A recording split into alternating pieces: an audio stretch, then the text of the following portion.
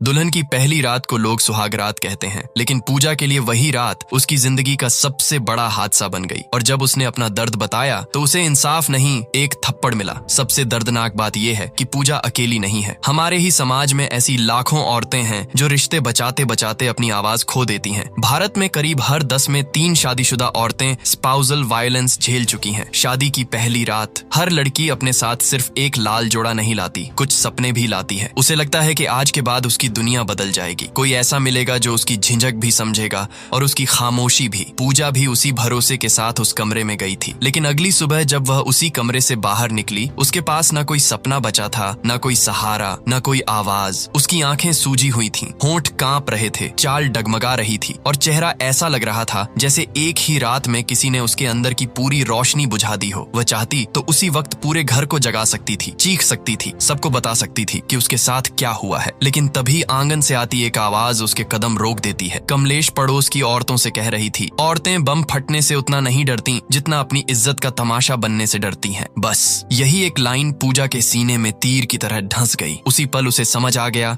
कि इस घर में उसके दर्द से पहले उसकी चुप्पी की कीमत है। वह पलटी और रोती हुई वापस उसी कमरे में चली गई जहां पिछली रात उसके सपनों की नहीं, उसकी मर्जी की मौत हुई थी। लेकिन इस खामोशी तक बात पहुंची कैसे? इसके लिए कहानी को थोड़ा पीछे ले जाना होगा और यहीं से शुरू होती है इस कहानी की सबसे बड़ी सच्चाई। ये सिर्फ पूजा की कहानी नहीं है, ये उस घर की कहानी है जहां एक औरत की चुप्पी को संस्कार कहा जाता है और एक मर्द की जबरदस्ती को हक। इस कहानी की असली धुरी है कमलेश, इस घर की बड़ी बहू, एक ऐसी औरत जिसने अपनी पूरी जिंदगी रसोई, रिश्तों और जिम्मेदारियों के बीच इस तरह बांट दी थी कि खुद के हिस्से में कभी कुछ बचा ही नहीं। सुबह सबसे पहले उठना, सास ससुर की देखभाल, पति का ध्यान, बेटी पिंकी की परवरिश, घर के छोटे बड़े फैसले, सब कुछ उसी के कंधों पर था। वह शिकायत नहीं करती थी क्योंकि उसने यही सीखा था कि अच्छे घर की औरतें अपने हिस्से की थकान भी चुपचाप पहनती हैं। उसके लिए परिवार ही उसकी दुनिया था और उस दुनिया में अगर किसी पर उसे सबसे ज्यादा भरोसा था तो वह था उसका देवर अरुण। कमलेश उसे देवर कम बेटे ज्यादा मानती थी। शायद इसीलिए अरुण की हर बात उसे सही लगती थी, उसकी हर गलती छोटी लगती थी और उसके खिलाफ उठने वाली हर आवाज उसे झूठ लगती थी। एक दिन यह भरोसा और गहरा हो गया। कमलेश की छोटी बेटी पिंकी बाहर खेल रही थी, तभी उसने देखा